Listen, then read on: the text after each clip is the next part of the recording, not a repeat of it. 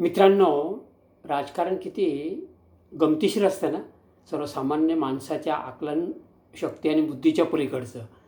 सुनील तटकरे यांच्या नावासमोर प्रदेशाध्यक्षपद लिहिलेलं नाही आणि प्रफुल्ल पटेल यांच्या नावासमोर कार्यकारी अध्यक्षपद लिहिलेलं नाही आणि तसंच ते निवडणूक आयोगाकडे पत्र गेलेलं आहे. त्याच्या दुरुस्त्या अजून झालेल्या नाही आहेत. पण ती जी नाराजी होती ती नाराजी छानपैकी भरून काढली.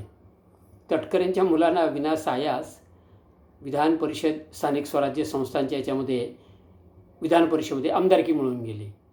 त्याच्यामुळे आता प्रदेशाध्यक्ष झालं नाही झालं काही फरक पडत नाही.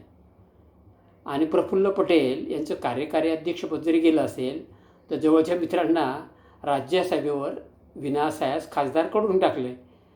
म्हणजे कोण कुणावर नाराज आहे, कोण कुणावर खुश आहे, कोण कुणाला दाणे टाकते हे सर्वसामान्य माणसाला कळण्याच्या पलीकडचं आहे.